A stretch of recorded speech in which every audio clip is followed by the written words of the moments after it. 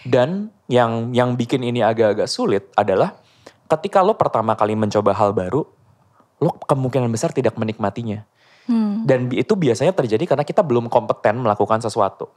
In the early 20s, the best thing you can do adalah to outwork untuk mencoba melakukan hal itu sehingga lo bisa meng-unlock opportunity yang orang lain tuh gak bisa unlock. Kenapa mental ini penting banget? Karena these days ya, juga banyak gue dengar berita orang-orang kena layoff, job insecurity. Tapi selama lo punya core skill set dan lo punya intrinsic nilai intrinsik yang bisa lo kasih di pekerjaan lo gak usah takut lo akan unemployable karena akan selalu ada opportunity buat orang-orang seperti itu.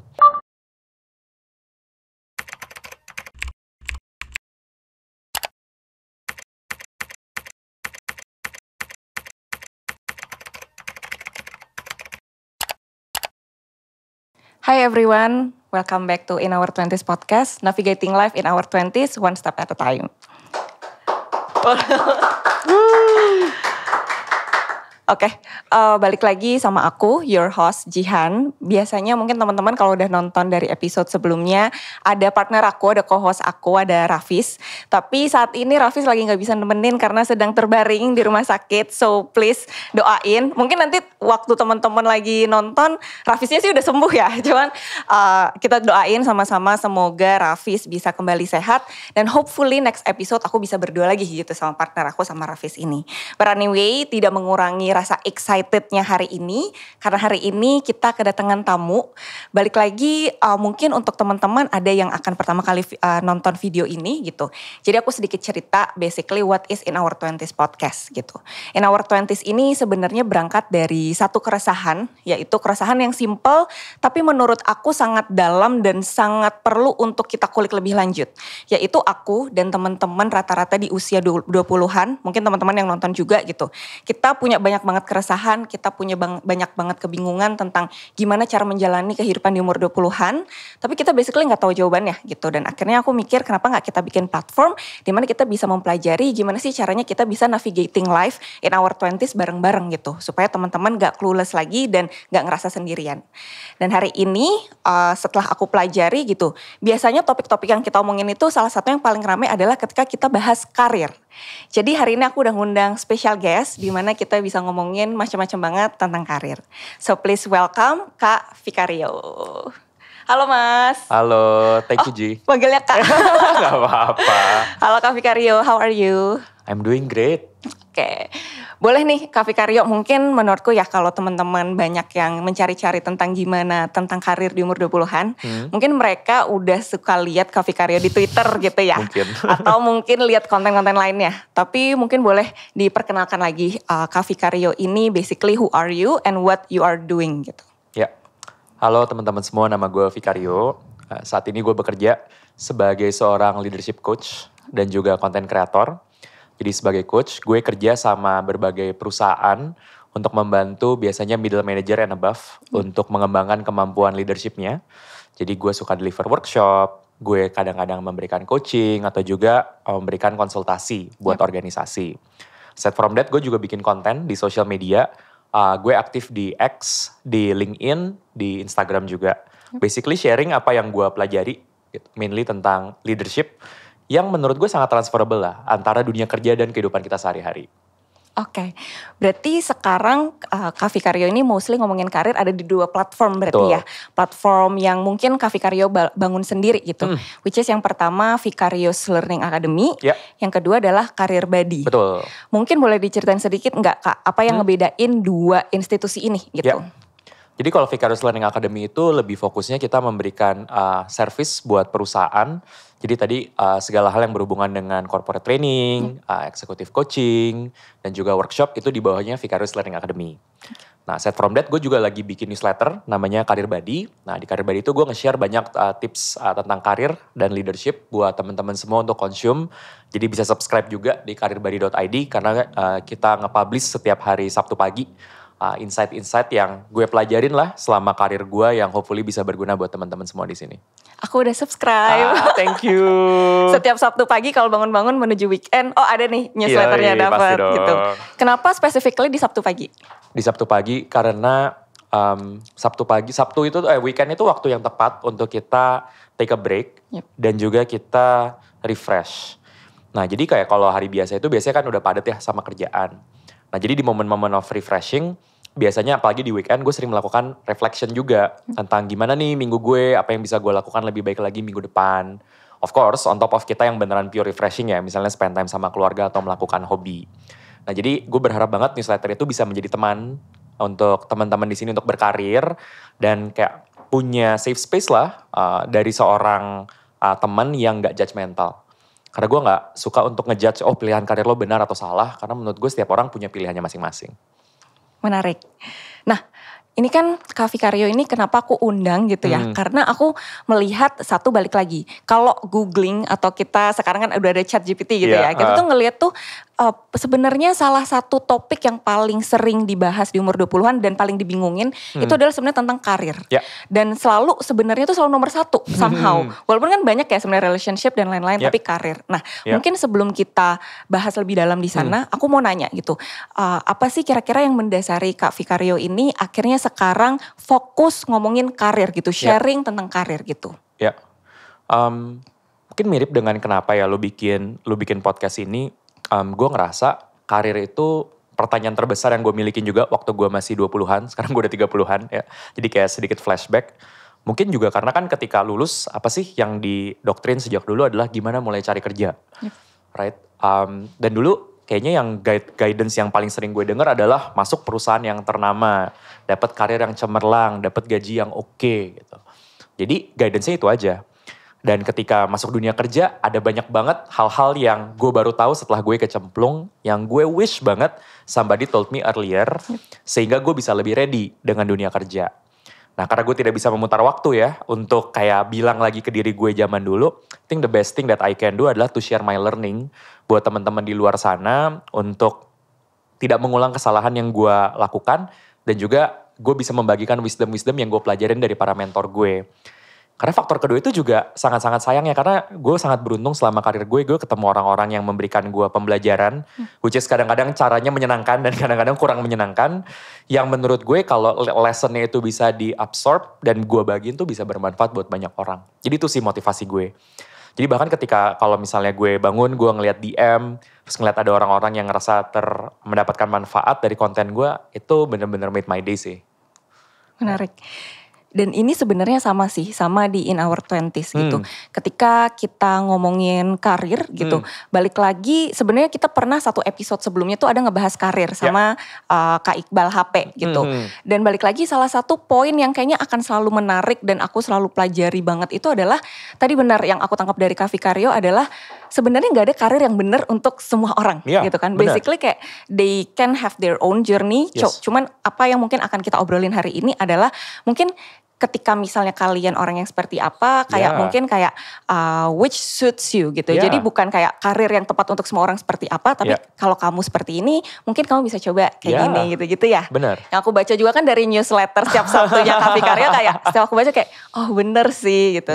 Jadi mungkin hari ini we will take it as refreshment. Kita ngomongin kayak, kan kita looking back dulu Kak Vicario gimana menjalani karirnya. Terus kita menjawab beberapa pertanyaan dari teman-teman umur 20-an juga. Dan hopefully setelah ini teman-teman umur 20-an kayak oke, mungkin sepertinya udah mulai tahu nih sedikit-sedikit gitu kayak apa ada yang akan diambil gitu. Boleh.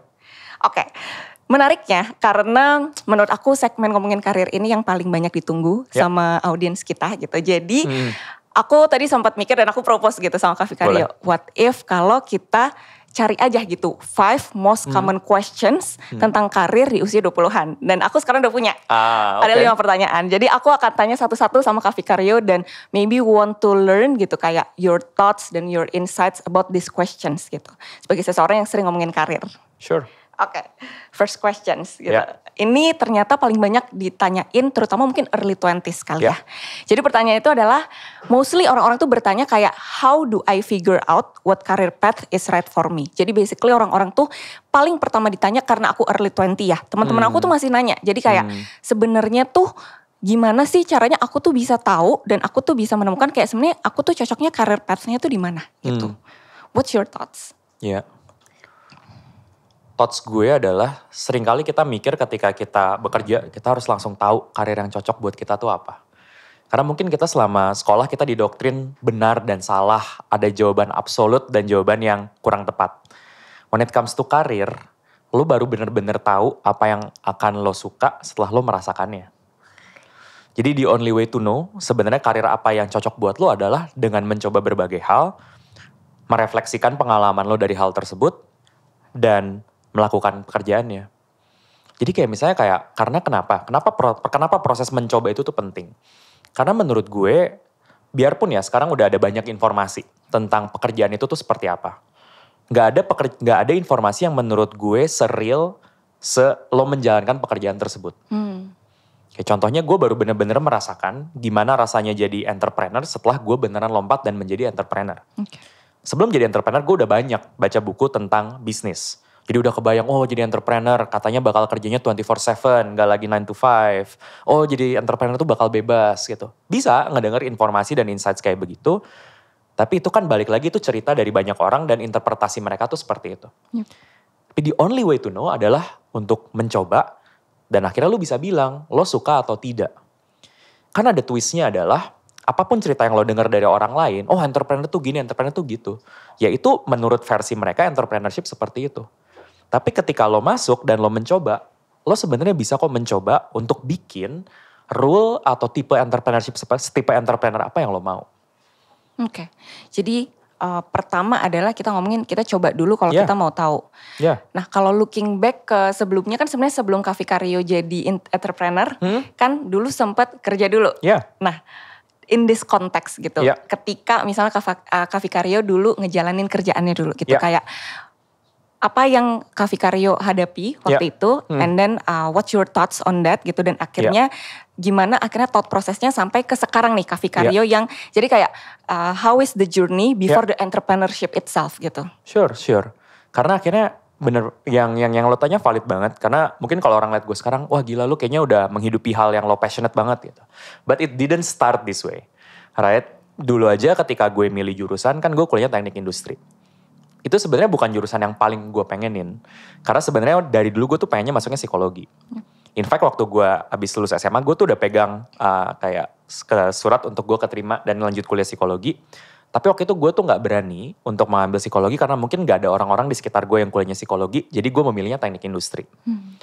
Nah jadi abis gue milih teknik industri, gue jalanin. Tapi gue tetap kayak belum bisa move on gitu loh dari psikologi karena gue tertarik banget tentang dunia people. Right? Tapi yaudah deh, gue ngikutin aja. Kata orang kuliah teknik tuh seru, apalagi gue orang Bandung, gue bisa kuliah di Bandung, yaudah deh jalanin aja. Nah, terus ketika gue lulus, gue juga lumayan bingung, gue pengen kerja apa. Dan pada waktu itu gue ngedengerin apa kata orang, terus banyak orang bilang, jadi konsultan manajemen aja, jadi konsultan manajemen tuh keren banget gitu. Kayak gajinya bagus, belajarnya banyak, company-nya keren. Terus waktu itu gue jadi apply ke manajemen consulting. Padahal sebenarnya waktu gue apply, gue gak bener-bener tahu itu kerjanya ngapain. Yang gue tahu cuma itu tuh keren gitu dan gue bisa belajar banyak. Ya udah deh, gue apply dan gue keterima. Dan ketika gue keterima, gue kayak, oh oke, ternyata kayak begini tuh rasanya kerja sebagai konsultan. Karena kan banyak orang mikir, oh jadi konsultan tuh kerjaan lo adalah memberikan advice, right? Nah ada benarnya, at that time karena mungkin gue masih junior, ya fokus kerjaan gue nggak necessarily hanya memberikan advice, tapi nge-run a lot of financial modeling, ngitung-ngitung di Excel, dan melakukan banyak hal lainnya. Dan jujur itu setelah gue reflect, itu bagian yang gue benar-benar tidak menikmati gitu. Karena dan itu gimana gue tahu rasanya adalah ketika gue mencoba, wah gila ini ternyata kalau harus menghitung kalkulasinya sedalam ini tuh gue beneran gak suka. Gitu, gue gak menikmati. Even di tengah-tengah itu semua gue juga kepikiran untuk ya udah apakah gue ambil S2 aja ya. Gue langsung kayak waktu itu gue ingat banget, gue kirim email ke NYU apa ke Columbia ya. Di hari-hari manajemen consulting gue. By the way gue belum pernah tell this story. Tapi gue open banget to tell this. Karena gue segitunya hopeless banget kayak aduh ini gue gak bisa banget ngerjain ini gitu. Kayak gue mendingan cari escape aja deh ke somewhere else yang kayaknya lebih cocok buat gue gitu. Akhirnya gue gak jadi sih ngambil S2. Tapi that experience memberikan gue pembelajaran bahwa ya lo baru akan benar-benar tahu ketika lo mencoba. Nah the thing adalah kan gak selalu ya kita bisa punya the luxury of trying. Right? Nah, kalau kita tidak punya the luxury of trying, at least kita melakukan research yang mendalam. Alias kita beneran ngobrol sama orang yang kerja di tempat itu. Tapi kalau bisa, ketika kita nanya sama orang tersebut, kita nggak nanya dalam konteks rekrutmen atau kalau kita ketemu di job fair. Karena biasanya kalau kayak gitu mereka sudah dibiasakan untuk membahas hal-hal yang mungkin kurang objektif. Ideally lo minta dikenalin sama temen lo untuk cari tahu sebenarnya realita dari pekerjaan itu seperti apa sih. Jadi lo lebih dapat gambaran apakah kira-kira ini pekerjaan yang akan lo suka atau tidak. Oke. Jadi berarti tadi pertama nyoba, terus habis itu pas udah dicoba, sebenarnya kalau yang aku tangkep tuh, dan kayaknya beberapa orang juga mengalami, sebenarnya tuh ketika kita nyoba tuh ada ya panggilan hati. Maksudnya kayak, kayaknya gue gak suka deh ini, kayaknya gue sukanya itu gitu ya. Tapi itu semakin lama akan semakin teridentify ketika udah nyoba. Bener. Gitu. Bener. Dan yang bikin ini agak-agak sulit adalah ketika lo pertama kali mencoba hal baru, lo kemungkinan besar tidak menikmatinya. Dan itu biasanya terjadi karena kita belum kompeten melakukan sesuatu. Dan jadi sebenarnya quitting too early juga gak bagus. Kan kadang-kadang kita mungkin punya initial reaction ya, disuruh mencoba melakukan sesuatu terus gak bisa, kayaknya ini bukan passion gue nih, kayak gue gak bisa gitu. Nah, gue highly recommend untuk give it some time, untuk mencoba, untuk beneran memvalidasi, ini beneran lo gak suka atau lo belum bisa aja. Karena kalau ternyata ini lebih kayak hal yang mungkin lo suka, tapi lo terlalu cepat menutup diri lo sama kesempatan ini, lo malah kehilangan kesempatan untuk memvalidasi dan menemukan apa yang lo suka. Dan itu yang terjadi antara gue dengan project management. Nah jadi karir gue setelah jadi manajemen konsultan kan gue jadi program manager. Which essentially kerjaan gue adalah ngerjain project-project di dalam organisasi.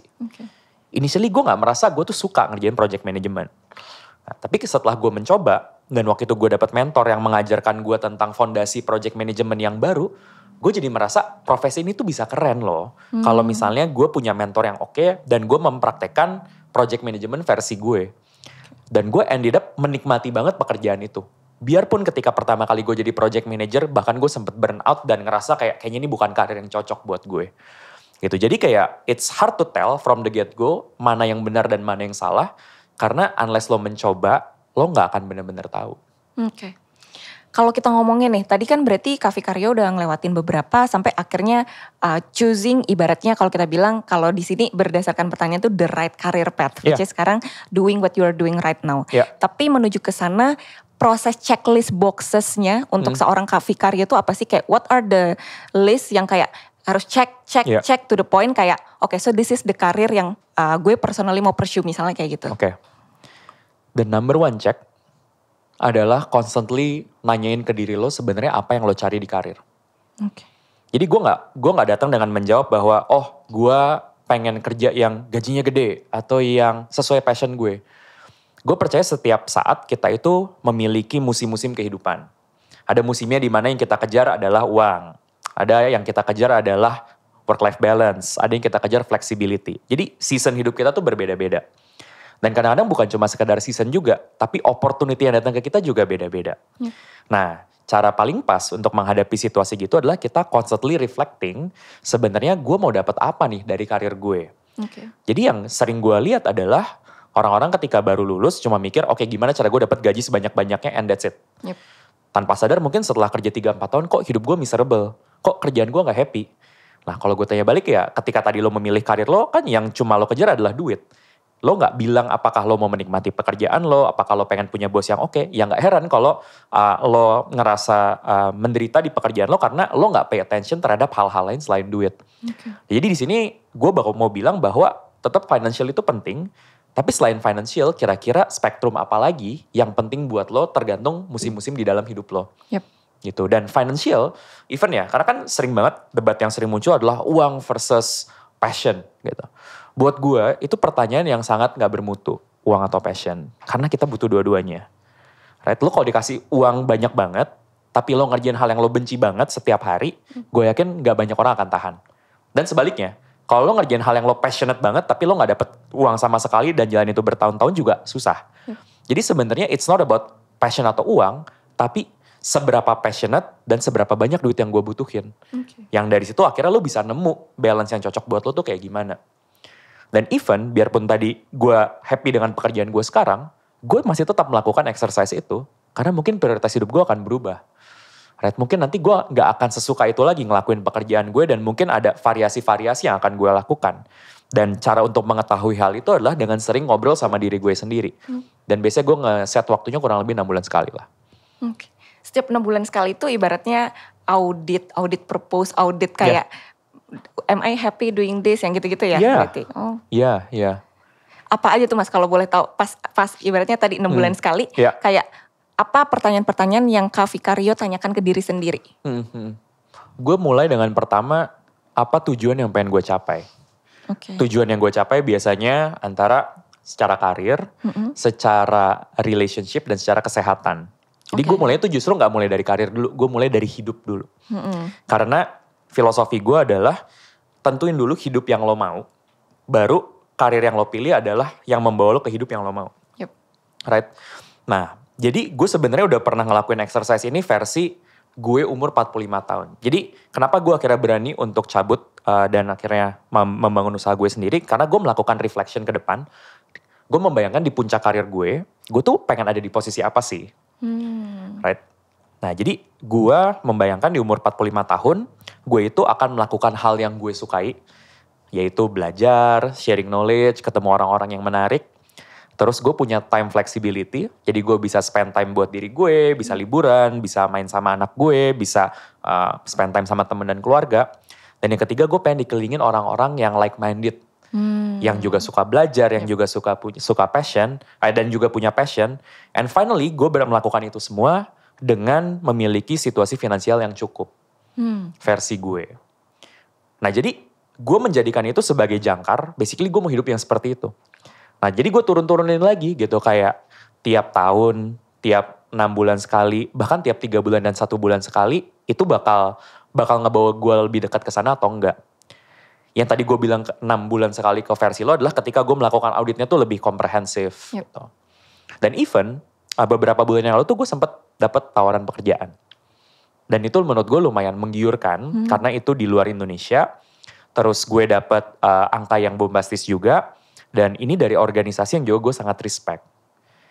Dan buat gue kayak, wah probably this is the time lah untuk gue berhenti. Toh gue udah mencoba jadi pebisnis. Maybe it's time to go back to the corporate world. Toh dapat juga semuanya bagus gitu.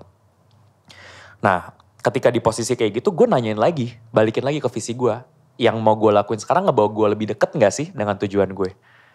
Dan ketika gue di proses itu gue nge-reflect lagi. Literally kalau buka laptop gue sekarang di desktop tuh ada satu folder, ada satu file, namanya full time job versus entrepreneurship. Di situ gue nge-reconnect lagi. Tujuan gue apa sih? Kenapa sih gue memulai entrepreneurship ini on the very first place? Karena orang akan punya motivasi yang berbeda-beda ya.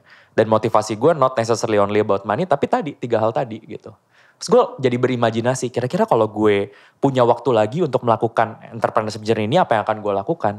Di situ langsung kebanyak-banyak ide, oh gue pengen bikin bisnis ini, gue pengen nulis buku, gue pengen lebih banyak lagi bisa menyampaikan message gue ke orang-orang gitu. Dan ketika gue ngebayangin itu semua, dan of course doing some financial calculation, kayaknya now it's not the time yet untuk gue kembali lagi ke dunia korporat. Jadi story ini gue share dengan tujuan bahwa even buat gue yang sangat menikmati pekerjaan gue pun juga tetap kok sering mempertanyakan hal-hal tersebut. Jadi kalau buat teman-teman yang baru umur 20-an, mungkin this is your first job, atau bahkan belum kerja, dan lo question, it's very, very normal. Menarik, berarti pertama, kalau masih clueless banget, coba dulu. Tapi once you find the right career path yang dipikirkan, dari situ kan bisa tarik. Dan menariknya adalah justru kita tarik tujuan besarnya dulu, baru ditarik mundur. Benar. Ini interesting mindset, terutama buat aku yang masih first career. Tapi make sense. Mungkin nanti aku dan teman-teman bisa coba lakuin ini Cobain juga. Deh. Oke, ini kita masuk ke pertanyaan kedua. Boleh. Which ini sebenarnya relevan sama yang sekarang lagi jadi berita dan lagi rame sebenarnya kan. Oke. Which is pertanyaannya adalah the second most common questions di usia 20 tentang karir itu adalah how can I gain experience if no one is willing to hire me without it. Which is ini sesuai dengan sekarang yang lagi rame. Bahwa sekarang tuh kan katanya kan banyak, pertama yang lagi kerja juga banyak yang lagi di lay off. Yang kedua sebenarnya fresh graduate sekarang which is angkatannya lulusan-lulusan ini tuh lagi banyak yang sulit banget dapat kerja. Karena lagi susah banget dapat kerja. Tapi yang jadi bahasan rame di X gitu ya. Kayak ya gimana nyari kerja sulit tapi sekalinya mau magang aja harus banyak banget experience-nya. So basically pertanyaannya adalah gimana caranya gaining experience tapi sebenarnya ya belum dapat kerja juga gitu. Tapi pas masuk harapannya udah punya experience. Oke. Jadi kan problem yang dihadapin adalah gimana kita bisa mendapatkan pekerjaan ketika dibutuhkan experience tapi kita nggak punya experience, right? Menurut gue dunia tuh lagi menarik banget. Karena ada banyak cara untuk mendapatkan experience yang nggak membutuhkan permission dari orang lain. Cara pertama adalah lo bisa membuat karya lo sendiri, terus lo bisa membuat itu publicly accessible buat banyak orang. Paling gampang nulis artikel, nulis blog. Karena ketika lo menulis dan kayak lo menuangkan pemikiran lo bisa menunjukkan ke orang gimana cara lo berpikir. Gimana lo menstrukturkan kata-kata lo, dan even juga belum lagi kita ngomongin tentang isinya. Yep. Right? Dan terus mungkin teman-teman di sini agak bingung gitu. Tapi kan kayak, Vic, gue kan baru lulus kuliah, atau gue benar-benar masih first jobber, gue punya experience apa, right? Paling gampang lo bisa share apa yang lo alamin sehari-hari dan lo sharein itu, atau lo share aja buku yang lagi lo baca, atau buku yang pernah lo baca, atau lo datang ke seminar, atau lo nonton YouTube video, atau dengerin podcast, terus lo bikin aja lesson learn dari situ. Dan itu yang gue lakuin dulu ketika gue masih junior banget. Kerjaan gue adalah gue baca buku, terus gue dapet lesson learn, dan gue tulis lesson learn itu di blog gue. Gue ngeblog dari zaman gue baru 1 tahun kerja gitu. Dan who knows, ternyata ada beberapa orang yang suka ngeliatin blog gue, dan beberapa tahun kemudian gue tuh di hire dan gue mendapatkan first side project gue dari orang yang suka ngebacain blog post gue. Karena mereka selalu ngeliat ada anak muda kok niat banget mau belajar dan mau sharing pengalaman belajarnya. Jadi kayak kalau kita masih junior, dengan menunjukkan kita tuh punya semangat belajar aja, itu tuh udah bisa jadi differentiating factor. Dibandingin dengan orang lain yang justru lebih memilih untuk pasif dan fokusnya lebih ke ya udah deh, gue nunggu aja kesempatannya akan datang. Gitu. Jadi kayak lo bisa banget nge-share portfolio lo dimanapun. Kalau misalnya suka ngegambar, lo bisa bikin portfolio di Dribbble atau di Instagram. Lo suka ngedit, lo jago ngedit video, editin lah video di YouTube, right? Lo suka coding, bikin di GitHub. Ada banyak banget cara-caranya, right? Nah, if you want to take it to the next level, ada sebuah terminologi yang bagus banget namanya permissionless apprenticeship. Artinya, lo bisa mendapatkan mentoring dari seseorang tanpa perlu lo bayar. Gimana caranya? Simple. Misalnya lo ngeliat konten gue, terus misalnya ngeliat video gue di YouTube jelek gitu. Terus lo adalah seorang video editor dan lo pengen dapat kesempatan kerja bareng sama gue. Instead of bilang, Kak, aku pengen dong, kakak lagi cari video editor nggak? Aku mau dong jadi video editornya kakak gitu. Oke. Kalau lo kayak gitu, gue akan agak susah juga karena kan gue mesti memfilter kan kayak apakah karya lo bagus atau enggak gitu. At minimum kalau misalnya lo pengen chance lo diterima gede, mungkin lo menceritakan portfolio lo. Tapi kalau lo mencoba cara permissionless apprenticeship adalah lo ngambil video gue di YouTube, lo edit terus lo bilang, Kak ini contoh sampel editan aku. Nah ini kurang lebih kalau 1 menit bentuk editannya tuh seperti ini. Gitu. Right, nah kira-kira kalau style ini cocok buat kakak, aku don't mind ngelakuin misalnya video pertama for free. Atau kakak bayar aja kalau misalnya nanti kakak mau upload, tapi kalau kakak decide ini nggak mau diupload ya udah nggak apa-apa, aku work for free aja gitu. Dan menurut gue itu mentality yang keren banget. Karena lo memudahkan buat orang yang mau nge-hire lo untuk melihat karya lo tuh seperti apa. Jadi buat gue bener-bener kayak ya no lose situation aja kalau lo mau ngeditin video buat gue dan ternyata gue suka, gue bisa uploadin videonya gitu. Dan ini ternyata sering banget dipakai sama orang-orang di luar negeri untuk mendapatkan deals dengan kreator-kreator populer di luar sana. Ternyata ada banyak kreator di luar sana yang dapat video editor atau dapat merchandise gara-gara ada orang yang nawarin kayak gitu. Jadi bisa se-powerful itu. Nah cuma nih menurut gue yang perlu kalian berhati-hati adalah pertama ya to choose the right person to work with. Karena misalnya jangan sampai kalian juga dieksploitasi sama orang tersebut. Sama yang kedua hati-hati dengan nyinyiran orang yang langsung belum apa, ih jangan mau dong gak dibayar gitu. Right? Padahal sebenarnya di awal tujuan lo di situ adalah lo dengan memberikan value add lebih buat orang lain karena lo belum punya banyak modal dan credibility yang bisa lo jual gitu. At one point kalau lo udah punya semuanya, you can charge for very very expensive price. Jadi in the early 20s, the best thing you can do adalah to outwork untuk mencoba melakukan hal itu sehingga lo bisa meng-unlock opportunity yang orang lain tuh gak bisa unlock. Ini menarik banget karena sedikit cerita personal experience aku juga. Aku sekarang masih first career gitu. Tapi dulu tuh I started as a copywriter internship. Tapi nggak submit CV. Lucunya adalah waktu itu kompetitor aku banyak ada 1.000 orang submit CV, tapi aku satu dari 2 yang terpilih. Sesimpel karena ternyata CEO-nya itu dia buka Instagram aku dan dia sering, jadi aku tuh setiap ikut organisasi di kuliah nulis aja gitu, kayak benar tadi kayak Kak Vikario gitu, kayak ya my thoughts, terus kayak apa sesimpel kayak mungkin acaranya mah acara biasa tapi kayak why I'm doing that gitu. Dan ternyata itu sangat menjual buat beliau gitu. Instead of dia ngeliat CV, maksudnya CV itu kan nice, tapi CV itu kan nggak ada soulnya. Maksudnya it's just a list of achievements. Tapi ketika misalnya tadi kayak mungkin nulis even lessons learned dan that is basically what I do gitu. Ternyata seorang CEO justru malah tertariknya, dia ngebaca kayak basically ini orang punya thoughts seperti ini ketika nulis gitu. Dan ini menurut aku mindset yang menarik banget untuk di-share ke teman-teman usia 20-an. Dan tadi ngomongin misalnya tentang ini ya, kita ngomongin gimana caranya untuk orang-orang yang baru starting itu bisa di-hire without having, ibaratnya apa ya, sebelumnya itu belum pernah kerja gitu ya. Kan Kak Vikario setahu aku sebelumnya bekerja di area mungkin organizational development gitu ya. Pernah gak sih spotting talents atau misalnya hiring orang-orang yang basically first entry level banget, dia baru lulus banget kuliah, dan ketika pernah gitu, apa yang Kak Vikario lihat dari orang tersebut gitu? Berarti kan dia kan belum punya tuh kayak previous kerja di mana tuh enggak gitu, tapi kenapa akhirnya diterima waktu itu case-nya, dan kayak apa yang meyakinkan Kak Vikario gitu untuk kerja sama orang itu? Gue punya experience yang pengen gue share tentang hal ini. Jadi dulu gue pernah ngebantuin company gue untuk hiring buat fresh graduate. Jadi specifically waktu itu gue ngebantunya departemen engineering. Dan departemen engineeringnya waktu itu punya banyak leadersnya tuh di India. Dan gue dapat pengalaman menarik untuk ngelihat gimana engineering leader ya, C-level, VP engineering, nginterview fresh graduates. Karena gue penasaran banget, apa sih yang mereka lihat dari seorang fresh graduates. Apalagi ini engineering ya, jadi kayak technical banget. To my surprise, the number one thing yang mereka lihat adalah orang ini mau belajar apa enggak.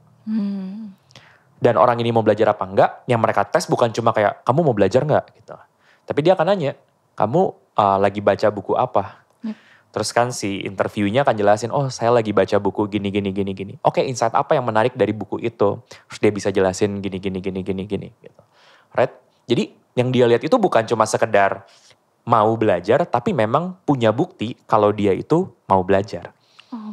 Right? Dan juga termasuk belajar tuh kan gak hanya sekedar baca textbook ya. Another question yang juga bertanya adalah ya ceritain project paling sulit yang pernah lo kerjain. Dan waktu itu teman-teman yang akhirnya terpilih adalah mereka yang sejak kuliah itu udah freelancing, udah mau ngerjain project, terutama project-project yang challenging buat mereka. Jadi udah ada bukti bahwa ini orang tuh memang mau berusaha dan mau belajar. Gitu. Jadi sebenarnya teman-teman di sini jangan berkecil hati kalau belum punya pengalaman. Karena ketika lo lapar banget buat belajar, lo tuh akan sangat stand out. Dibandingin orang-orang yang sifatnya kayak ya udah kuliah aja, terus nggak ada hal lain yang dia lakukan di luar kampus. Gitu. Jadi dengan lo mau semangat belajar aja tuh, you will be different compared to a lot of people. Oke, berarti dilihatnya adalah hungriness terhadap belajar itu ya. Benar. Dan itu tadi yang menarik adalah nggak cuman ngomongnya, tapi kayak buktinya ada apa buktinya. Gitu. Iya. Oke, jadi providing bukti itu matters ya. Betul. Sebagai seseorang yang belum pernah kerja sebelumnya, tapi at least kayak ya aku sebelumnya pernah ngelakuin ini dan buktinya ada ini gitu. Jadi bisa dilihat gitu. Betul. Yep. Oke, ini baru pertanyaan kedua. Oke. Next question. Sebenarnya ini banyak aku pilih yang, soalnya tadi ada beberapa pertanyaan yang kayaknya Kak Vikario udah sambil jawab gitu. Jadi aku scrolling lagi. Siap. Yang kira-kira belum kejawab. Ada yang menarik ini adalah ini tentang networking. Jadi kayak salah satu yang mulai banyak ditanyakan orang-orang di usia 20-an adalah mereka misalnya kalau udah punya kerjaan gitu. Tadi kan case-nya yang belum mendapatkan kerjaan. Sekarang misalnya udah punya kerjaan, tapi menurutku orang-orang teman-teman aku di usia 20-an gitu ya, banyak yang mikir kayak ya tapi kalau kerja kan hidupnya jadi cuma di kantor doang. I want to do networking. Dan itu kan sekarang kata-kata seksi yang ini ya, yang kayak ini. Tapi orang-orang tuh mostly menanyakan gitu kayak. Jadi pertanyaannya adalah what are the best ways to network and find job opportunities? Gimana sih caranya kita teman-teman di usia 20-an gitu bisa networking dan akhirnya ya tadi balik lagi menemukan opportunities di luar sana, mungkin selain kerjaan atau ya case-nya bisa kerjaan, bisa di luar kerjaan. Oke, jadi how to network. kita mulai dulu sebenarnya dengan kenapa sih kita mau networking on the very first place. Right? Misalnya, let's say kita emang lagi pengen meng-unlock pekerjaan-pekerjaan baru. Nah, networking ini menurut gue proses yang menarik. Karena dia itu mungkin agak-agak lambat di depan, tapi hasil di belakangnya bisa sangat-sangat tidak terduga. Yep. Right? Jadi the first step adalah untuk tahu dulu tujuan lo networking itu apa. Yep. Baru lo menentukan kira-kira cara apa yang cocok untuk menjawab tujuan tersebut. Yep. Let's say misalnya kalau tujuan lo udah mendapatkan pekerjaan. Nah dari situ harusnya udah lumayan keseleksi nih. Kira-kira lo harus mengelilingi diri lo itu dengan orang-orang yang seperti apa. Atau sama figur yang seperti apa. Yep. Nah yang mau gue sarankan adalah teman-teman jangan terlalu banyak terpaku sama figur. Karena sering banget kita tuh, aduh pengen banget sih ketemu sama kakak ini atau ketemu bapak ini gitu, right? Karena kenapa? Karena biasanya orang-orang kayak gitu akan cukup sulit buat ditemui, terutama kalau kita masih di awal-awal. Jadi fokusnya menurut gue adalah untuk kita dikelilingi dulu dengan orang-orang yang bisa membawa kita ke satu level di atas kita sekarang. Yep. Right? Apakah di komunitas itu lo bisa belajar? Atau lo justru bahkan bisa sharing? Atau bahkan mungkin sesimpel lo bisa dapat positive energy just by surrounded by orang-orang itu. Right? Nah, barulah dari situ lo ngeliat, oke, setelah gue masuk ke komunitas tersebut, sebelum kita mikirin gue bisa dapat value apa dari mereka, pikirin juga lo bisa ngasih value apa ke community tersebut. Sayangnya menurut gue networking itu banyak di approach sebagai hal yang transaksional. Intinya adalah gue mau deketin dia cuma karena gue pengen dapat sesuatu dari orang itu. Yep. Nah tapi gue sangat menyarankan, bener sih memang ada benernya bahwa ketika networking lo boleh gak apa-apa punya tujuan, tapi lo perlu agak sabar untuk membangun relationship-nya terlebih dahulu. Dengan give, ngasih value sebanyak mungkin sama komunitas atau orang tersebut sebelum akhirnya at one point mungkin lo mendapatkan sesuatu dari mereka. Nah itu sih menurut gue yang kadang-kadang agak-agak miss. Karena gue sering banget ya dapat request, oh Kak Fik mau dong dimentorin, mau bisa nggak kita jam into a call selama 1 jam gitu. Ya unfortunately ya, sorry kayak gue nggak kenal lo, kita belum pernah ada obrolan sebelumnya, tiba-tiba lo langsung minta waktu gue. Dan especially kalau buat banyak orang, sebenarnya aset yang paling mahal tuh bukan uang, tapi adalah waktu gitu. Karena kan waktu itu kan sesuatu yang nggak bisa lo beli kan. Yep. Alright, jadi dan gue sebenarnya bukannya nggak mau juga untuk jam into a call dan membantu orang untuk meng-solve masalah mereka. Cuma mungkin gue akan lebih likely untuk melakukan itu kalau memang kita sudah punya relationship. Yep. Right? Dan gak harus relationship itu artinya gue dikenalin sama orang lain sama lo. Tapi bisa jadi juga memang misalnya lo udah ngebangun relationship dengan sering komen, sering interaksi, reach out, right? Itu bisa, right? Another thing kalau misalnya memang lo cukup beruntung, ya lo bisa minta tolong dikenalin sama orang yang lo kenal, jadi sama mutual friend. Biasanya possibility lo untuk mendapatkan koneksi itu akan jadi jauh lebih besar karena lo di intro. Tapi balik lagi juga, kalau misalnya lo selama ini cuma bisa kenalan sama orang gara-gara di intro, itu juga akan jadi rapuh. Karena ketika lo udah ketemu sekali dan lo gak nemuin cara untuk bisa punya pertukaran value sama orang tersebut, hubungannya gak akan berjalan dalam waktu yang lama. Yep. Gitu, jadi menurut gue it's okay untuk lo gak ketemu dengan mentor idola lo, mendingan lo ketemu orang-orang yang dimana lo bisa membangun hubungan jangka panjang bareng-bareng. Yep. Right? And one final thing about networking, dan nambah ke poin yang tadi, mentorship at one point menurut gue cukup overrated. Karena kita berharap kita ketemu orang yang udah kayak 10-20 tahun depan kita dan hope dengan kita berguru sama mereka, they will tell us all the answer. Padahal mungkin sebenarnya the best person you surround yourself with adalah orang yang mungkin lagi di level yang sama kayak lo atau mungkin 2 tahun di depan lo. Karena mereka lebih bisa dijangkau sama lo dan bisa lebih ngasih advice yang lebih praktikal buat lo untuk saat ini. Yep. Right? Jadi benar-benar be very intentional lah dengan strategi lo dalam networking. Take your time dan fokus terus buat ngasih value dulu sebelum lo minta sesuatu dari mereka. Menarik. Kasih value dulu dan jangan expect dapat sesuatu di depan. Benar, gitu ya. Benar. Karena sekarang di era, ya balik lagi sih tadi di era ya networking gitu. Mungkin karena orang-orang melihatnya, oh networking ini hal yang menjanjikan, jadi ekspektasinya adalah, okay, I want to do networking dan apa nih, gue dapat apa gitu. Padahal ya dapatnya gak di awal gitu. Benar. Benar tadi case-nya, ya sabar gitu ya Kak. Sabar. Dan one thing mungkin follow up questionsnya adalah di dunia. Ini kan kita kan sekarang kan kita ngomongin networking dan how we connect sama other people gitu ya. Dan mungkin case-nya ya kalau untuk beberapa orang ada banyak banget opsi orang yang mereka bisa connect. Tapi yang pertama mungkin kita punya waktu terbatas dan kedua yang aku percaya sebagai introvert gitu ya kayak spending time alone in my head itu sebenarnya helps juga untuk memperdalam apa yang mau aku lakukan dan mempertajam kerjaan aku ibaratnya. Jadi we have to select kan antara kayak connecting with people sama sendirian gitu. Benar. Nah, how untuk melakukan selection ini. Jadi kayak dari banyaknya orang nih menurut Kak Vicario sendiri gitu in your experience kayak gimana sih caranya kita select kayak which people to connect with dan which people yang kayak kalau memang ya connect ya nggak kita sombong juga gitu tapi maksudnya kan karena menurut aku effortnya pasti berbeda ya. Ketika kita intentional untuk networking kita harus tadi do some approach giving to there gitu kayak apa sih gitu kayak selection checklist boxnya gitu. Oke. Sebelum gue jawab itu tadi gue mau meng-highlight poin lo yang bagus banget yaitu adalah tentang butuh juga nge-balance untuk kita ngelakuin reflection karena yang menurut gue selalu jadi anchor adalah apa tujuan lo untuk mencapai hal tersebut. Let's say misalnya lo mau networking tadi ya, adalah dengan tujuan lo pengen dapat kerjaan. Padahal mungkin sebenarnya untuk kerjaan yang lo pilih jawabannya adalah bukan dengan networking, tapi lo mungkin dengan memperkaya atau memperbesar domain expertise lo, sehingga nanti lo lebih gampang buat dilirik sama recruiter. Atau sama juga ketika lo adalah seorang business owner, lo lagi bangun bisnis, mungkin yang lo butuhin adalah meningkatkan expertise lo belajar tentang marketing instead of lo networking. Karena seringkali menurut gue networking itu juga menjadi pelarian yang kayak gila nih gue gak bisa ngerjain ini sendiri, gue butuh dibantu sama orang lain.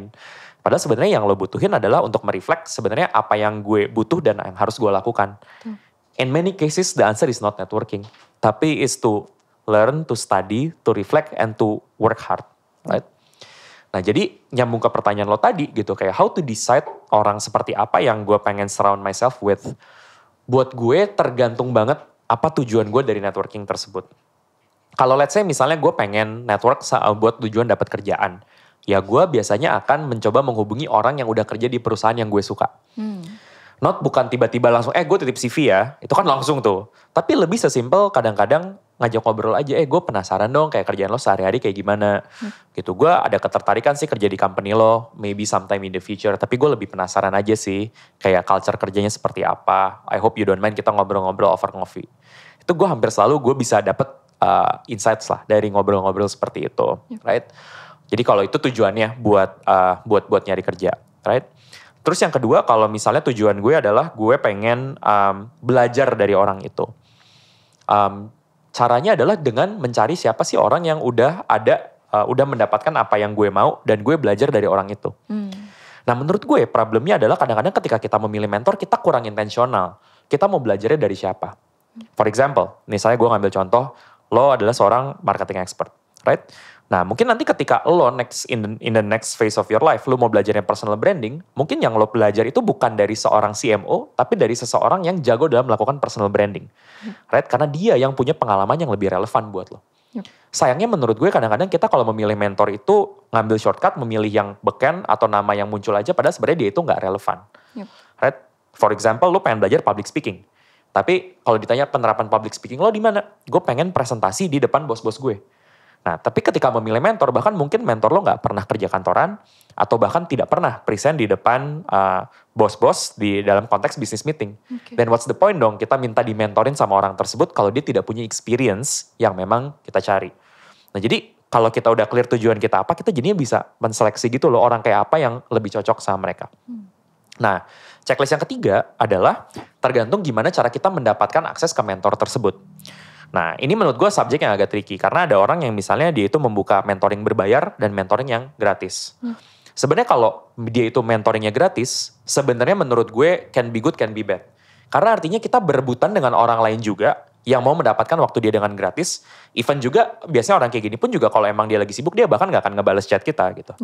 Tapi kalau ada mentor-mentor yang berbayar, ya mau gak mau kan biasanya once kita udah bayar kita akan bisa mendapatkan akses sama mereka. Makanya salah satu hal favorit yang gue lakukan adalah gue suka banget beli online course. Karena itu cara gue untuk bisa dimentorin sama orang-orang keren di luar sana yang gue gak bisa ketemu langsung. Karena rata-rata gue beli online course yang orang pengajar-pengajar itu basisnya di US. Yep. Jadi kayak gue pengen banget bisa dapat insights mereka, tapi gue nggak bisa ke sana. Dan gue kayaknya nggak mampu kalau bayar dia untuk konsultasi one on one. Tapi dia bikin online course yang mungkin harganya jutaan, tapi insight dia tuh bakal mahal banget buat hidup gue. Jadi gue willing untuk invest untuk hal seperti itu. Dan even ada beberapa program yang lagi bakal gue ikutin dalam 1-2 bulan ini yang gue keluar duitnya sampai udah lumayan puluhan juta gitu. Untuk mengembangkan diri gue. Just for the sake of gue bisa dimentorin sama orang yang gue mau. Gitu. Jadi again tergantung teman-teman semua di sini lagi punya anggaran berapa. Ya at one point ya you need to invest in your personal development. Kalau nggak bisa invest di yang sampai angkanya puluhan atau jutaan, ya paling gampang bisa nonton gratis di YouTube atau bahkan beli bukunya aja. Karena buku tuh menurut gue banyak banget lah wisdomnya gitu. Berasa dimentorin sama orangnya dan jujur kadang-kadang lebih enak kalau lu baca bukunya karena lu dapat wisdomnya secara lengkap daripada lu ketemu sama orang yang ngobrol 1 jam dan mungkin lu nggak dapat the entire wisdom dari orang itu. Yep. Oke, menarik tentang networking. Kita lanjut ke pertanyaan keempat. Boleh. Ini pertanyaan yang menarik menurut aku. Jadi tapi ini lucunya aku denger banyak banget dari teman-teman sekitar aku. Jadi menurut aku this is a really relevant question. Pertanyaannya adalah what if I choose the wrong career and end up unhappy? Gimana kalau misalnya case-nya nih kita udah milih sebuah karir dan menurut aku banyak banget pasti orang-orang di umur 20-an yang menjalani ini gitu. Tapi end up unhappy. Tapi posisinya adalah stuck gitu kan. Karena kan ya sebenarnya quit secara cepat juga nggak wise gitu kan. So basically what we should do gitu. The first thing is to question, apa yang bikin lo unhappy? Right? Karena jujur ya, ketika kita tuh gak happy di karir kita, itu variabelnya bisa banyak banget. Let's say, apakah itu pekerjaannya yang kita gak suka? Right? Apakah kita gak suka sama atasan kita? Atau kita gak suka sama company-nya? Atau kita lagi punya preferensi hidup yang berbeda? So, untuk sampai kepada kesimpulan, kayak, wah ini gue tuh gak happy karena gue memilih pekerjaan yang salah, itu benar-benar membutuhkan analisis yang holistik. Cuma kadang-kadang karena kita lagi terlalu emosi, kita bakal simply kayak, harusnya gue gak pilih kerjaan ini kerjaan yang salah buat gue. Padahal sebenarnya faktor yang membuat kita unhappy tuh bisa banyak banget. Karena bisa jadi juga sebenarnya semua faktornya benar, tapi simply lo lagi ngerjain project yang lagi chaos aja, jadi lo gak happy di pekerjaan lo. It will get better, or maybe it's not. Right? Jadi number one adalah to always analyze dulu, apa sih yang bikin lo tuh unhappy. Right?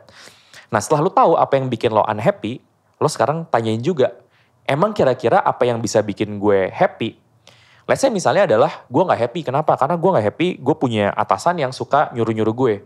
Terus kayak, yang kalau itu yang bikin gue gak happy, makanya kayaknya mendingan gue kerja sendiri aja deh supaya gue gak harus punya bos. Karena gue jadinya bisa ngatur diri gue sendiri gitu. The thing adalah ketika lo kerja sendiri, lo akan tetap punya bos. Kalau lo content creator, bos lo adalah algoritma atau brand. Kalau lo jadi consultant, bos lo adalah klien. Basically lo akan punya bos one way or the other, mungkin bukan orang yang secara formal tuh di atas lo. Jadi kalau misalnya yang bikin lo unhappy, misalnya adalah lo gak bisa memanage bos lo dengan baik, probably instead of langsung kabur dari masalah tersebut, lo mungkin perlu belajar gimana caranya bekerja dengan baik sama bos lo. Right? Dan unfortunately, most advice yang ada di luar sana adalah, kalau bos lu nyebelin, udah lu cabut aja, nanti lu bisa dapet duit cuma dengan investing atau lu mulai bikin bisnis. Ya kalau emang itu yang lo suka sih gak masalah. Cuma jangan sampai lo itu cabut gara-gara lo lagi belum membangun skill aja untuk bisa kerja dengan efektif sama atasan lo.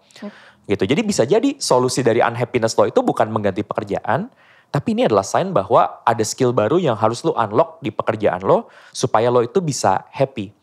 Karena happy itu kan bisa macam-macam ya. Dan one of my source of happiness adalah ketika kita bisa melakukan pekerjaan yang kita nikmatin. Dan pekerjaan yang kita nikmatin itu gak berarti pekerjaan yang harus sesuai dengan passion kita. Tapi kita merasa enjoy day to day-nya. Dan salah satu yang bikin kita gak enjoy day to day adalah kalau kita konflik sama atasan kita. Jadi kalau kita punya relationship yang lebih bagus, and by the way, it's a skill to manage your boss. Right? Jadi, dan itu bukan skill yang banyak orang pelajarin. Jadi ketika lo bisa memaster hal kayak gitu, kehidupan pekerjaan lo akan jadi jauh lebih baik gitu loh. Nah barulah setelah lo mengusahakan dan ternyata masih unhappy, barulah mungkin lo mempertanyakan, mungkin bukan karir kayak gini yang cocok buat lo. Tapi sekali lagi kasih diri lo waktu supaya lo gak mikirin itu buru-buru dan kebawa sama emosi atau kayak dikomporin sama kata-kata orang. Ada tadi satu hal yang aku highlight yang menarik adalah managing boss is a skill gitu. Nah boleh gak sih Kak di-explore gitu kayak what does that mean gitu? Iya jadi banyak dari kita mikir ya, kalau kita punya bos, itu kita harus punya bos yang sempurna. Dia harus pintar, dia harus baik, dia harus tahu apa yang dia mau. Terus kita ngikutin aja apa direction dari bos kita. Yep. Padahal setelah gue bekerja dengan banyak sekali bos, gue come to a conclusion bahwa tidak ada bos yang sempurna. Yep. Seperti tidak ada karyawan yang sempurna. Kita juga nggak sempurna. Jadi kita juga nggak bisa expect bos kita itu akan sempurna. Nah jadi cara gue adalah, gue memahami dulu apa yang atasan gue bisa dan tidak bisa lakukan. Dan tugas gue adalah mengisi kekosongan yang dia gak bisa lakukan. Jadi misalnya gue pernah punya atasan yang sangat teknis. Tapi dia tuh kurang jago dalam hal negosiasi sama pihak lain. Jadi gue cover di bagian negosiasinya. Pernah gue ganti atasan lain lagi. Atasan gue ini jago banget secara manajemennya. Tapi secara teknisnya kurang. Yaudah gue cover di bagian teknisnya. Right? Dan buat banyak orang, sekali lagi nih musuhnya adalah banyak orang tuh hitungan. Ini kan kerjaan bos gue, kenapa harus gue kerjain? Justru kalau lu bisa ngerjain kerjaan bos lu tuh lu harusnya seneng. Karena artinya lu dikasih kesempatan untuk bisa step up. Yep. Right? Yang artinya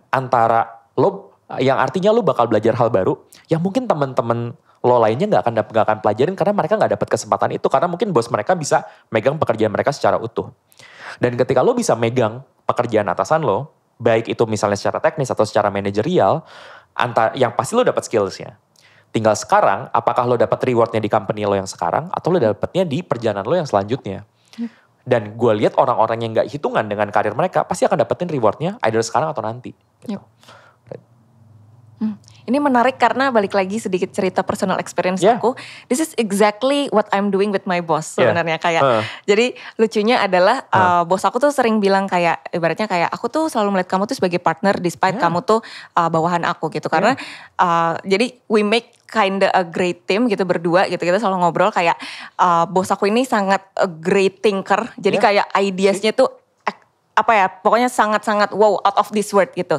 Tapi the other side, aku gak terlalu kreatif orangnya, tapi aku bisa execute end to end. Jadi kayak basically ya bener gitu. Dan the moment, mungkin balik lagi ya, kadang kalau misalnya kita mikirnya selalu kayak, ya harusnya kan ini kan tugasnya beliau gitu untuk manage gitu ya. Kita gak kemana-mana gitu, tapi dengan trying, at least yang aku coba lakukan dengan trying to fill that role gitu kayak, okay, so this is my part yang ketika aku lakukan, ini bisa satu bagus untuk timnya dan dua bagus untuk personalnya dan ketiga aku jadi jauh lebih berkembang gitu.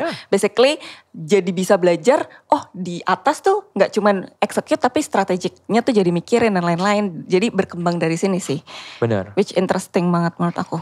Dan gue suka juga dari apa yang lo share adalah the mentality of kita tuh nggak hitung-hitungan. Gitu. Jadi kayak dan ini semua tentang gimana kita menyikapi kejadian yang terjadi di diri kita. Misalnya kalau kita dapat kerjaan yang lebih dari apa yang kita dijanjikan ya ketika kita lagi interview, beberapa orang akan pikir kayak ini kan di luar pekerjaan gue, kayak gue nggak mau lah kerja kayak gini, gue mau gaji gue dinaikin dulu baru gue kerjain gitu. Nggak apa-apa sih kalau lo mau kayak begitu, gue sih akan lebih rekomen kayak ya udah justru itu kesempatan lo untuk lo show up, untuk lo belajar. Karena dari kesempatan, karena gue sedih banget banyak orang yang sebenarnya punya potensi tapi lagi nggak dapet kesempatan aja. Betul. Tapi ketika lo dapet kesempatan, iya, dan lo bisa manfaatin itu, dan ketika lo bisa deliver, itu akan benar-benar ngebantu lo buat naik di karir sih. Benar. Jadi kayak sayang banget kalau pas lagi lo dapet kesempatan lo malah hitungan gitu. Benar.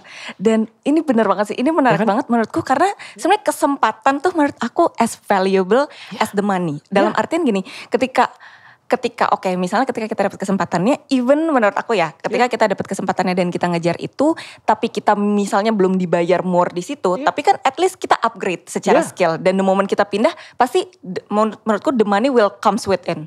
Kayak ya udah orang akan ngelihat, you basically can do this gitu. Sebelumnya, ibaratnya kalau kita ngomongin kasarnya, sebelumnya gaji lu berapa? Gila lu cuma digaji segini dengan lu ngerjain gini, now I can pay you kayak much gitu kan, atau kayak gimana gitu. Dan ini case yang sering sih yang aku dengar juga di orang-orang yang top management levels gitu. Benar. Menarik. Kalau buat teman-teman yang suka main saham gitu ya, jadi ini gue pernah bikin analoginya gitu. Jadi ibaratnya ketika kita lagi kerja dan misalnya kita ngerasa kita underpay, kita tuh sebenarnya lagi ningkatin nilai intrinsik kita. Mungkin nilai market kita belum setinggi itu, tapi nilai intrinsik kita tuh naik.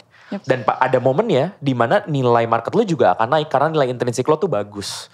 Sedangkan kalau fokus lo lebih kayak kutu loncat, lompat sini lompat sana, lo gak ngebangun fundamental, lo gak punya core skill set yang bisa lo banggakan, itu mungkin secara gaji lo gede, secara market value lo kayak besar, tapi sebenarnya intrinsiknya tuh kosong.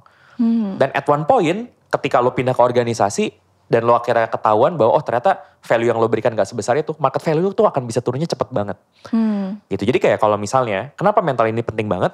Karena these days ya, juga banyak gue dengar berita orang-orang kena layoff, job insecurity. Tapi selama lo punya core skill set dan lo punya intrinsic nilai intrinsik yang bisa lo kasih di pekerjaan lo gak usah takut lo akan unemployable karena akan selalu ada opportunity buat orang-orang seperti itu. Yup. Ini menarik, jadi ada satu follow up question lagi. Boleh. Kayak salah satu yang banyak banget orang tanyain menurut aku terutama di usia 20-an adalah choosing between apakah mending stay di satu karir yang cukup lama gitu ya, atau tadi benar pindah-pindah. Dan menurut aku pasti masing-masing kan ada plus minusnya. Nah tapi kalau menurut Kak Vicario sendiri gitu, untuk mungkin kita ngomongin kayak first graduate for the first 4 years gitu. Apa sih hal-hal yang harus diconsider antara tadi balik lagi stay di satu tempat atau ya pindah-pindah gitu. Oke. Number 1 adalah to work with a good boss. Itu menurut gue yang paling penting. Setelah gue nge-reflect back ya, dulu gue pikir yang paling penting adalah kerja di perusahaan ternama, dapat gaji paling besar, atau gue bisa bekerja di bidang yang sesuai. Tapi looking back, gue ngerasa kayaknya nomor 1 adalah punya manager yang benar-benar bisa ngebantu gue buat grow. I think that's the number 1 thing compared to many different things. Kenapa? Karena pertama, misalnya kalau lo pilihnya perusahaan besar, gue gak jarang kok dengar teman-teman yang kerja di perusahaan besar, tapi dia sial aja, dia dapat manajer yang kacau. Jadi biarpun perusahaannya keren, tapi dia miserable banget. Dan dia gak belajar sama sekali, right? Terus biasanya orang juga mikir kayak, gue pengen bekerja di bidang yang sesuai dengan passion gue. Masalahnya ketika kita baru lulus kan kita mungkin juga punya distorsi ya, akan pemahaman kita, passion kita tuh apa. Kita gak akan benar-benar tahu unless kita mencoba kan. Jadi might as well ya, apapun yang lo coba selama lo di environment yang oke, lo akan dapat hasil yang oke kok. Dan yang terakhir secara finansial, ya ini balik lagi menurut gue ini gak bisa ditelan bulat-bulat, tergantung juga teman-teman semua di sini kayak gimana. Mungkin ada yang sejak fresh graduate udah misalnya harus jadi sandwich, udah harus nanggung orang tuanya. Maybe at that case lo bisa punya bobot yang lebih besar terhadap finansial. Cuma pesan gue biarpun lo tetap harus menanggung anggota keluarga, tetap pikirin juga selain uang apa yang pengen lo dapetin di pekerjaan tersebut. Karena jangan sampai lo dari awal udah mau optimizing buat duit, tapi pada akhirnya lo malah melakukan pekerjaan-pekerjaan yang gak membantu lo buat grow, sehingga nanti malah makin susah buat lo naik gaji ke depannya atau punya core skill set yang bisa lo kembangkan dan lo makin develop expertise-nya gitu. Oke. Menarik. Ini harusnya di poin ini teman-teman usia 20-an banyak banget sih Kak notes-nya. Karena terutama aku tadi dengerin kayak, banyak banget ini notes-nya. Tapi kita lanjut ke next question. Boleh. Next question ini sebenarnya menarik nih, ada banyak tapi aku pilih. Oke, ini aku combine 2 question di dalam satu pertanyaan. Ini sebenarnya menarik juga pertanyaannya dan ternyata masuk ke most common questions juga. Dan menurutku ini relevan juga gitu. Jadi pertanyaannya adalah kayak how do I deal with the pressure and expectation from family and society regarding my career choices. Walaupun ini mungkin kalau untuk yang kayak udah tua ya kita bilang mungkin kayak emang ada kayak gitu. Mungkin kadang kayak gitu, tapi sebenarnya ini lucunya emang sering banget terjadi di awal-awal umur 20-an, termasuk aku pun pernah ada di fase itu. Gitu. Jadi kayak gimana sih Kak caranya gitu? Number 1 ngerasa pressure. Jadi kalau kita ngomongin pressure ini biasanya ada 2 jenis pressure ya. Ada yang memang pressure-nya tuh eksplisit. Yang kayak orang tua kita, biasanya mungkin orang tua atau siapa gitu, yang kayak pokoknya kamu tuh harus jadi begini atau kamu harus punya income segini gitu. Right? Itu pressure tipe yang pertama. Kalau pressure tipe yang kedua sebenarnya pressure yang tidak ada yang secara aktifly mempressure kita, tapi kita merasa terpressure aja dengan keadaan. Misalnya kita gak enak nih, misalnya umur 20-an masih tinggalnya sama orang tua. Karena misalnya secara finansial kita belum terlalu oke. Atau kita ngeliat orang-orang lain yang sukses di luar sana, kok rasanya udah sukses banget sedangkan gue tuh belum jadi apa-apa, right? Nah kalau lo menghadapi tipe pressure yang pertama, sebenarnya pressure yang lebih kayak langsung dari orang-orang yang ada di sekitar lo, saran gue adalah untuk menjaga jarak sih sama orang-orang itu. Kalau case-nya family?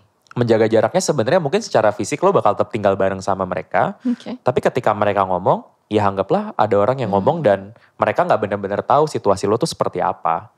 Ya udah, biasanya kalau orang-orang keluarga itu mereka sebenarnya biasanya niatnya baik. Cuma mungkin mereka belum tahu ada cara lain untuk bekerja atau mendapatkan karir. Terutama ini buat teman-teman yang menempuh jalur karir yang tidak konvensional.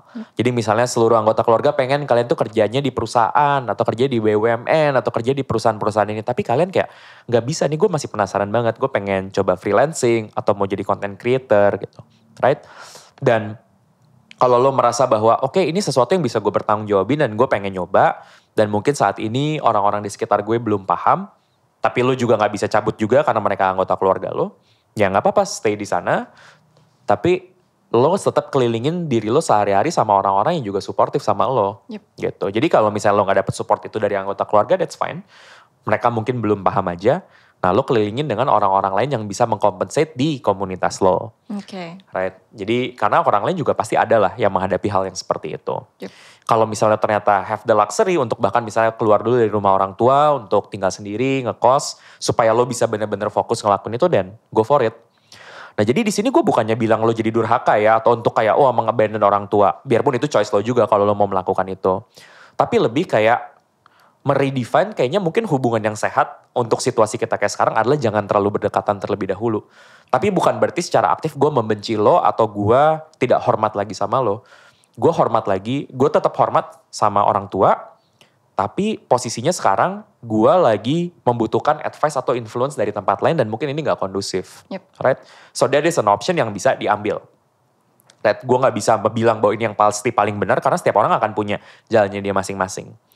Nah tapi kalau yang kedua nih yang menurut gue biasanya jauh lebih sering, sebenarnya pressure itu self-inflicting gitu. Yang kita ngeliat orang lain kayak lebih sukses, terus kita ngerasa kok hidup kita kayaknya gitu-gitu aja. Nah kalau kasusnya pressure yang self-inflicting, menurut gue kita perlu paham bahwa pada akhirnya social media itu not a real life. Jadi apa yang kita lihat di media, ya itu ada sebuah tujuan di balik itu semua.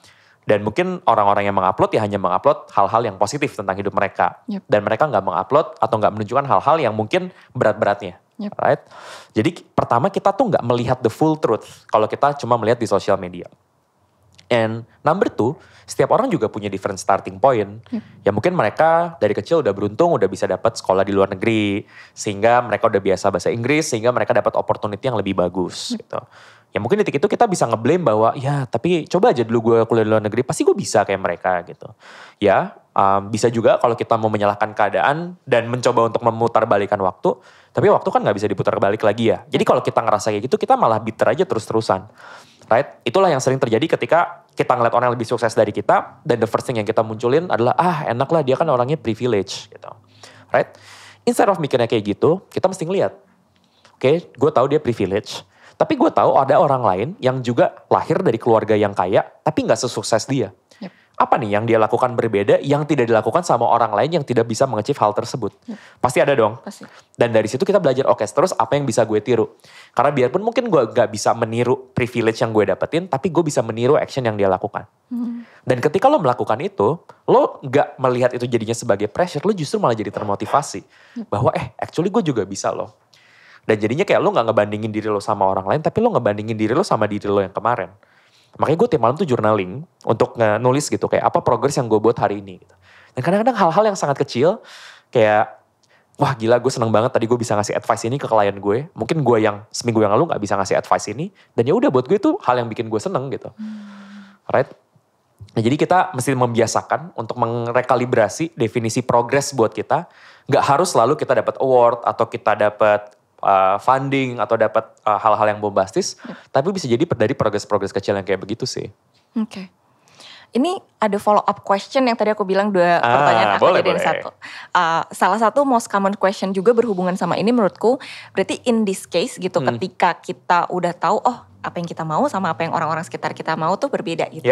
Kan sekarang konteksnya adalah kita anggap ini orang berarti sebenarnya udah tahu somehow passionnya tuh apa yang dia mau gitu ya. Tapi balik lagi pertanyaan selanjutnya yang paling sering ditanyakan adalah how to, kalau di sini ya tulisannya adalah how do I balance my passion with the need for financial stability.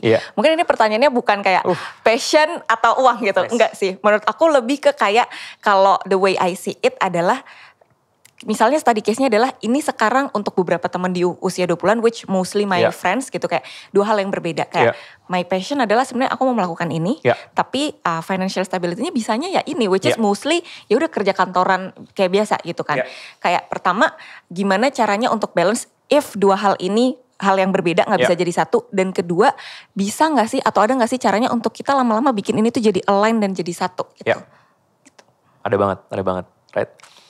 Gue sangat bisa relate dengan statement ini ya, karena dulu juga gue kerja kantoran. Dan gue memulai usaha gue tuh sebagai sebuah side hustle, right? So option number one is to keep your passion as a side hustle dulu, right? Dan bahkan even sebelum itu, bisa banget lo mempertanyakan apakah si passion ini mau lo jadikan bisnis atau akan tetap menjadi passion. Karena ya, sebagai orang yang merasa mengubah passionnya menjadi pekerjaan, relationship lo tuh akan berubah once lo naruh duit di dalam hal yang lo sukain. Karena bisa jadi dari yang awalnya hal itu purely lo lakuin buat diri lo sendiri. Ketika lo punya konsiderasi bisnis, akan ada adjustment yang lo lakukan yang mungkin bikin lo jadi gak suka. Let's say misalnya lo suka menggambar, terus lo suka mendesain, suka bikin logo. Once lo jadiin itu bisnis dengan lo nerima klien, akan beda relationship-nya. Jadi ada deadline, ada preference klien yang mungkin lo gak suka, ada invoice dan administrasi yang harus lo urusin. So bisa jadi juga, the life that works for you adalah lo punya kerja kantoran, dan lo melakukan hal yang lo suka ini sebagai side project, side hobby, dan selamanya akan menjadi hobi. Ada orang-orang kayak gitu yang gue tahu, jadi dia seumur hidup, dia kerja kantoran sampai dia pensiun, dan dia melakukan hal yang dia passionate ini sebagai hobi dia. Karena dia pun juga berpikir kalau ini gue mencoba untuk jadikan bisnis, malah jadi ada hal-hal yang gue gak suka. Right? Jadi one of the example of this person adalah istri gue. Karena istri gue suka merajut. Terus gue nanya, gak pengen nyoba nih bikin bisnis dari situ. Aduh, justru kalau jadi dijadiin bisnis malah jadi stres. Karena harus mikirin kan gimana jualannya, gimana marketingnya gitu. Bagian itu kan yang gak banyak orang tuh pikirin bahwa iya ya, emang jualan segampang itu dan seenak itu. Gak semua orang suka gitu loh. Right? Nah, opsi kedua adalah lo juga bisa untuk melakukan ini full time job lo. Dan ini menjadi side hustle. Yang dimana lo tetap punya niat bahwa ini mau menjadi bisnis buat lo. Dan for now ini karena belum menghasilkan, ini menjadi sampingan lo terlebih dahulu. Nah bedanya sama yang pertama apa? Kalau yang pertama mungkin lo gak punya niat untuk menjadikan ini your main hustle. Kalau ini lo punya niat untuk menjadikan ini your full time in the future.